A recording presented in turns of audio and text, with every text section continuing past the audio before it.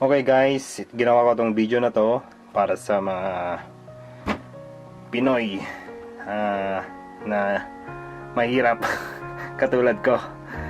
Anyway, magtataglish ako kasi wala pa akong nakikita sa YouTube na ganitong video. So, gagawan ko kayo ng video na ganito para mas makatipid kayo. No. Una sa lahat, tukuyin muna natin yung problema. Ano nga ba yung problema? Kung makikita nyo, sira na yung keyboard ko. See? Yan. Sira na siya. Sira yung control niya. Anong rason? Naglalaro ako ng CSGO kagabi. Nag-visit ako sa kasama ko. Yun. At hindi pala, nag-visit ako sa sarili ko kasi hindi ako tumatama. Hinampas ko yung keyboard, nasira. Yung una, ayaw gumana. So, nagalit ako. Kaya na yung nangyari. Nakikita nyo? Yan. Balik, kinalikot ko lang. Yun yung pagkakamali ko. Unang-una, wag nyong gagawin yun. Wag nyong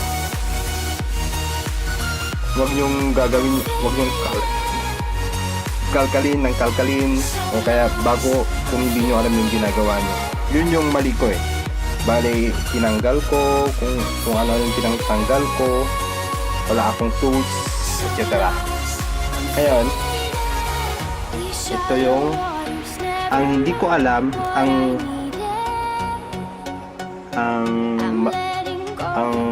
ano lang pala niya is parang na-dislocate lang ito, yung part niya, ito yung sa loob niya. Itong tinatawag dito sa loob ng switcher atang tawag dito. Ito yung kung hindi ko mag-focus eh.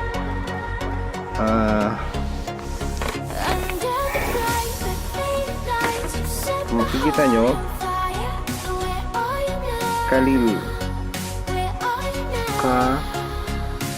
Kyle ba? O Kyle natang alam mo dyan. Dalawa kasi yung ganito. Meron yung Jerry na tinatawag sa yung Kyle. Ito yung Kyle ata to, yung mga wala kung hindi ko alam. Yung mga nilalagay sa Razer, ganun. Yung unang Razer Green. Yun. Ito, Razer siya. Bale, kung yun, yung part na yun, yung sa loob niyan is may ganito, may spray na ganito. Yan. Kung ako sa inyo, bale unang kong payo is bago nyo tanggalin, panood mo na kayong YouTube ng ibang kung paano tanggalin talaga to, no? Or paano baklasin.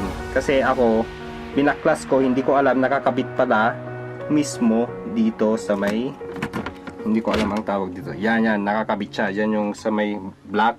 So ngayon, una kong ginawa is binaklas ko. Ay, hindi pala. Nung nagkaroon ako ng pasyensya, binaklas ko muna. So ito na siya. Ito na yung outcome. Binaklas ko siya. At ano tawag muna dito?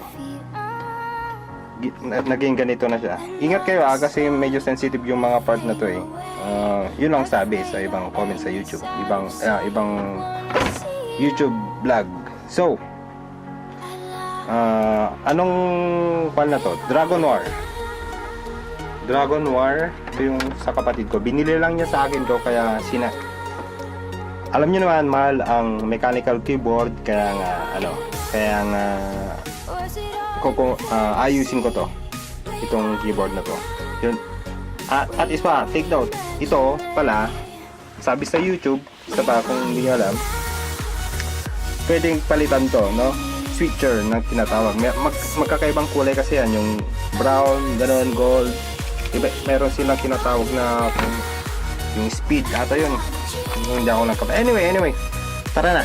Punta na tayo sa may bale yung gagawin natin is papalitan natin yung control lang nandito.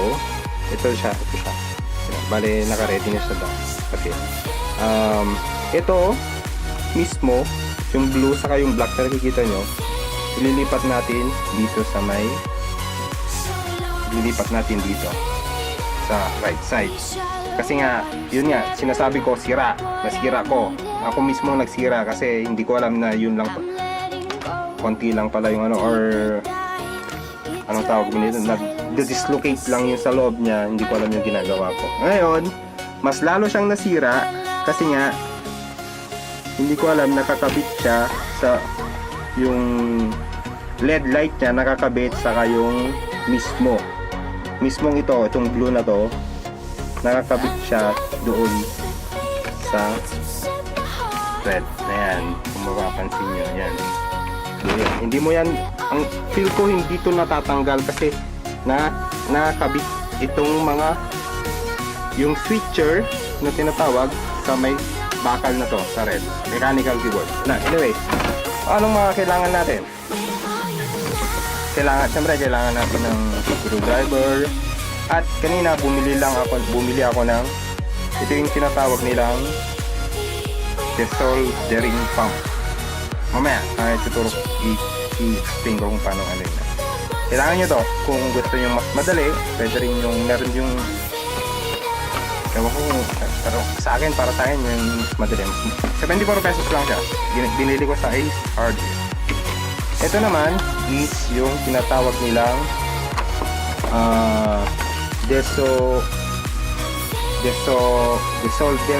desoldering iron. Yun. Tool. So, nakikita nyo. At kailangan rin natin ng any eyeglasses. Siyempre, alam nyo naman mga katropa, kailangan natin safety, dapat safe tayo. Kasi, ang gagawin natin, magsusunog tayo ng LED. Ito yung tinatawag nilang desoldering LED. Ito to. Kung mapapansin nyo, ito siya. Yung mga yan, LED ang tinatawag nila dyan. Yung parang silver siya, yan. Yan, LED siya yan. Tignan nyo, saan ba yung ginawa ko kanina para may silver na buti. Yan. Andito yung control. So, bale, ang pagkakamali ko, tignan nyo, nakakabit talaga siya. Ito yung ano niya, ito yung LED niya, ito yung nakakabit sa switcher na tinatawag nila. Anyway, let's go boys. Ngayon, papakita ko sa inyo kung paano, at nakita ko rin lang sa YouTube kung paano palitan. At kasi nga sabi sa YouTube, bibili tayo ng ganito switcher. Wala akong mabili dito, kaya wala akong mahanapan. Kaya gagawan lang natin ng paraan. Lipat natin dito, no? Yun. Marami na akong pagsalita. Sige na. Yan tara.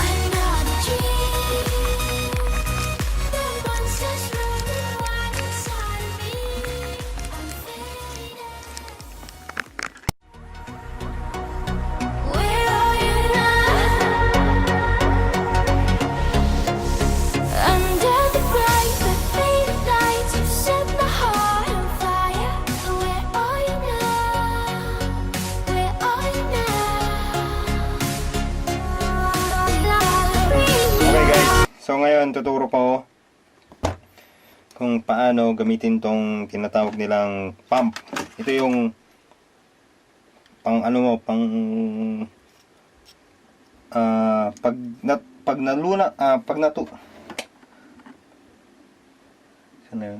nandito pala tayo sa kabila.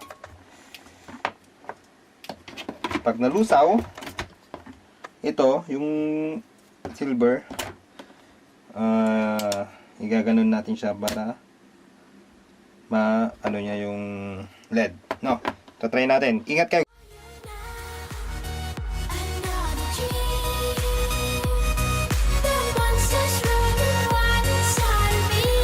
So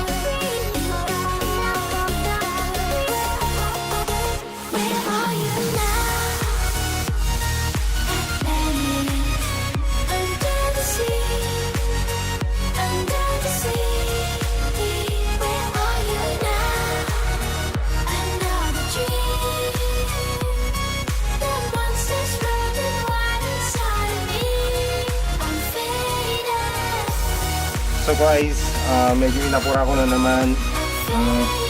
Hindi ko alam kung ano nangyari. Kasi nga, ito lang yung outcome. Nilagyan ko lang siya ng push. And at the same time, nasira ko yung net. Kaya, tangin na. Sorry guys. Bili kayo ng plies. At saka, hindi pala natatanggal talaga yung LED. So, ibig sabihin, po siya. So, ang gagawin nyo is yung dalawa lang, yung tutulak nyo siya habang ginaganito. Tutulak nyo yung kung ano man yung sinusunog nyo. Tutulak nyo. Oops. Bukas na. Okay, so ang gagawin natin ngayon is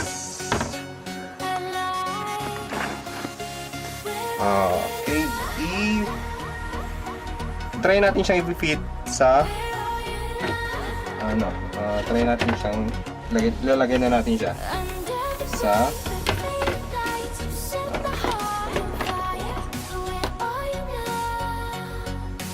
lagay na natin siya sa may control.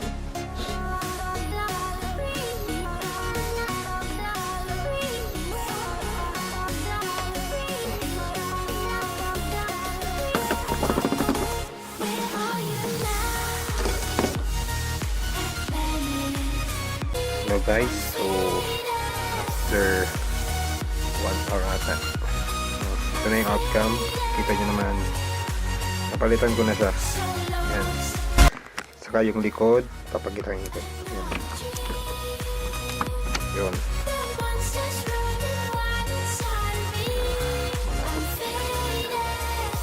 Ito nyo. Yan.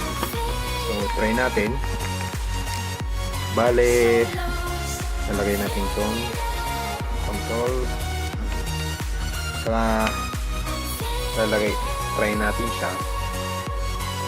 Ilaw.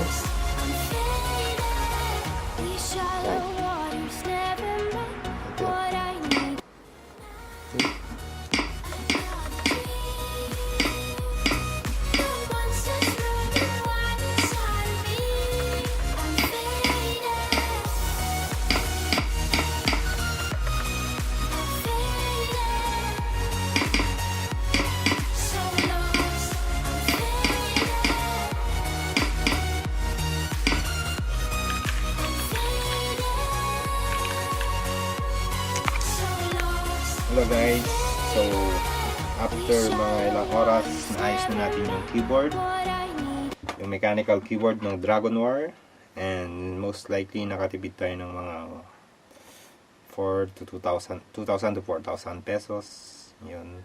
At kung nagustuhan nyo yung video, mag-subscribe, huwag kalimutan at mag-like sa video. Maraming salamat mga tropa pips.